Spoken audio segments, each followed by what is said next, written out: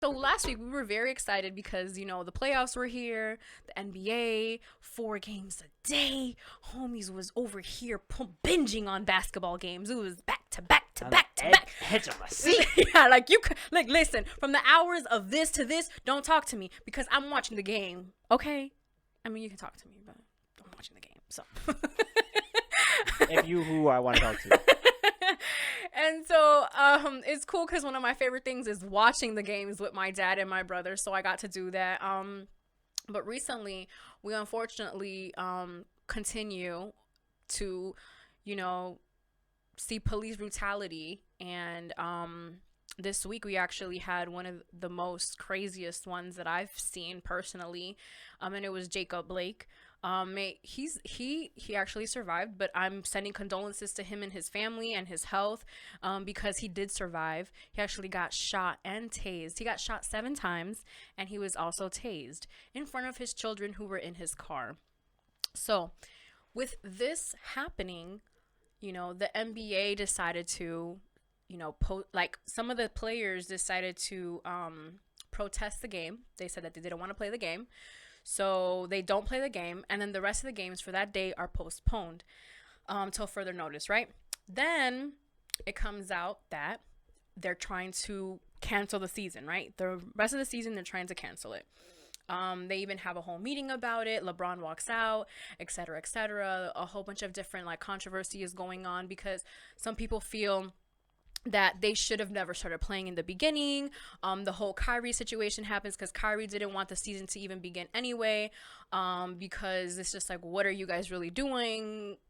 There's a pandemic going on. There's a revolution happening as we speak. There's black men and women dying and passing away, and police are killing people. The police have actually killed more people than there have been days in the year. So when you think of that, and when you see that, when you see your brothers and sisters passing away and getting murdered in front of our eyes, it's gotten to the point where people are just kind of like, people can't even see these videos anymore. They can't see they can't see these videos. I saw the video because someone had posted on their story, and I went and I saw it. I didn't know what it was. I ended up seeing it, and it was very disheartening, and ended up finding out that he did not pass away. So this is a situation that we normally don't get the opportunity to see. We don't get to see the person survive. They usually die. So they don't get to see what the world does for them, and how the world reacts to their police brutality happening and everything that transpires from their situation. And, unfortunately, he is paralyzed. And if I'm not mistaken, his son is also paralyzed as well. So it's just like enough is enough. And so I do want to commend the NBA for doing what it is that they needed to do. I know that some of the players were saying that no, that they didn't want to play and this and that, but the season is going to continue. The games are just postponed, and I just wish, honestly, personally, for me, as much as I love basketball, I think we have a bigger situation at hand, and at the end of the day, these players, at least the black men, they're black men first. You know what I mean? Like, you can say, oh, that's LeBron, that's so and so, but when they turn their back, that's a black man. Like a cop doesn't like tell him to turn around and let me see if you're LeBron.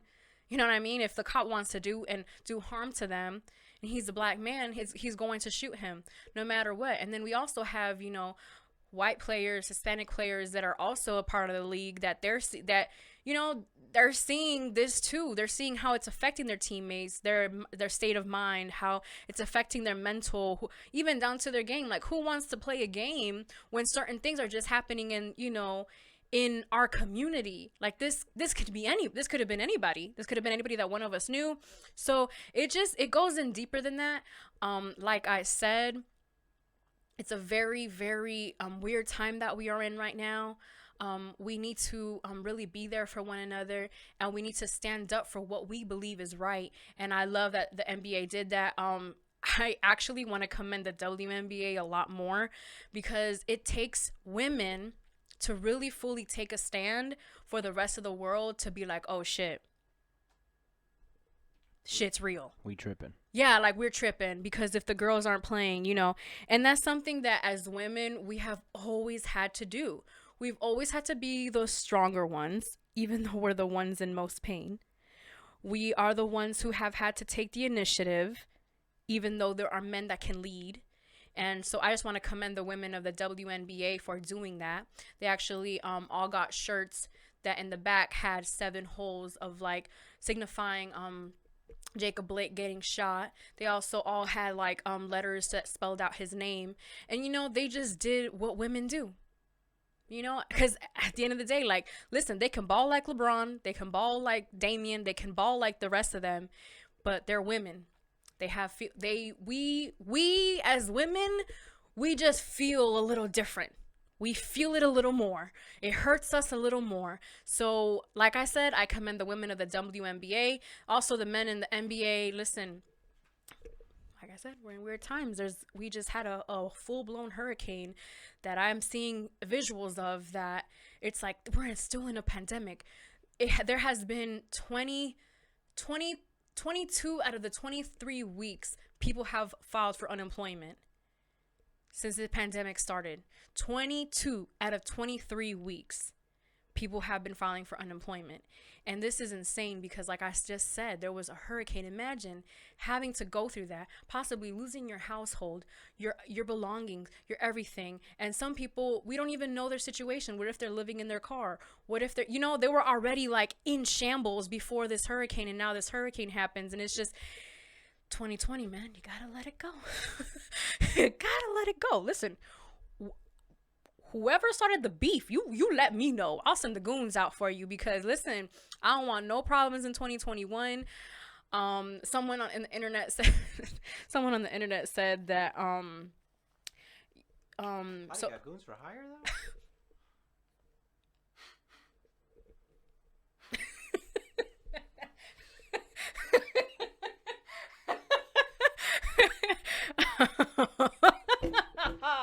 Yo, hey, shout out if you listen on Spotify. Check us out on YouTube.t.tv. Oh, dang. I done forgot what I was saying. But yeah, man, just like. No problems, 2021. Yeah, like, I don't want, no. What somebody was saying was that if they wanted to, if 2020 was the actual thing of what was happening in the movie 2012, just tell us. like if y'all was lying and saying it was 2012 and it really was 2020, can y'all just tell us now? Because listen, we're a couple of months shy away from 2021, so hopefully things get better. History always repeats itself. We rebuild, yes, but boy is it hard. Can it wait another 20,000 years? Yeah, like can it just skip over this maybe just a little bit? It's funny because every time that I feel like we're getting closer to the end, it's just like another thing happens.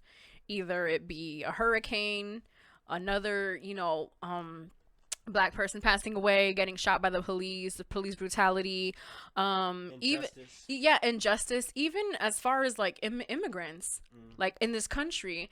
Like I feel like this time in America, people who are immigrants in this country are possibly feeling the most less safe than they possibly have ever felt in their entire lives. And that's because of the president, the way that people are treating them, especially now because there's still protests going on. There was a guy who shot up the protest, and the fucking police was giving him water after, and he was white. So that tells you everything that you needed to know.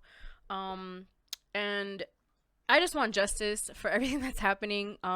The murderers of Breonna Taylor still haven't been, they haven't been, what is the word have? They haven't been convicted or brought to justice. There's just they hoping that we forget because they're thinking about the attention span. No, we're not forgetting. No, we're not forgetting. No.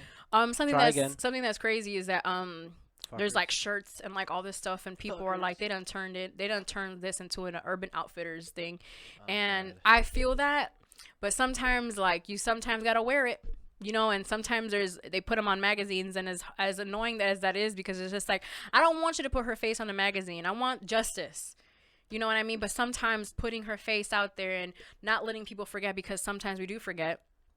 Sometimes we gotta use but I feel that, but I appreciate those trying to use the platform that they have to, either bring justice or, to Yeah. represent someone. Exactly. There you have it. And to bring it up on the lighter note, um, rest in peace to Ahmaud Arbery. Rest in peace to George Floyd. Rest in peace to Breonna Taylor. Rest in peace to all the others that we have lost. It's sad because this dude who just shot up this protest and like these people, he was 17 years old, and Trayvon Martin was 17 years old, and the stories are very, very different, and it's really, really sad.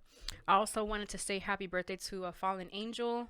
I want to say her correct name, not the nickname that we've given her. Well, her nickname, and it is Oluwatoyin Salau. Happy birthday to her. She is an angel that we have lost, that we have gained actually. She was she was a protester who went on national television and basically like aired out the person who sexually assaulted her, and she went missing like a couple of days later. Turns out that she was murdered, and may you rest in peace, baby girl. Hopefully you're up in heaven living it up on your birthday. I'm sorry that the system failed you. And hopefully you did have peace Yes. after you did what you did. I appreciate. Yep. Yes, sir. And that's still going on too. So gotta bring injustice. Whew.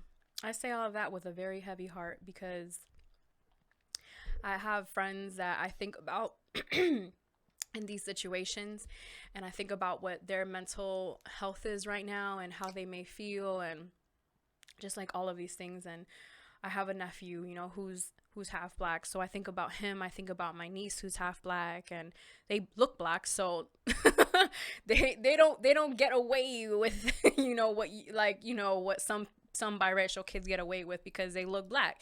And so I think about them too, and I think about my friends and their kids. I think about my friends, and I think about the people that I went to high school with. I think about all of these people, and then just like people that I love, that it hurts. So my heart is heavy for all of you, but justice will be ours hopefully soon, in this lifetime, because there are people who were fighting a couple years, like 40 years ago, that are still fighting today. Angela Davis is one of them, and shout out to her. She's a boss. Shout out to Maya Angelou too.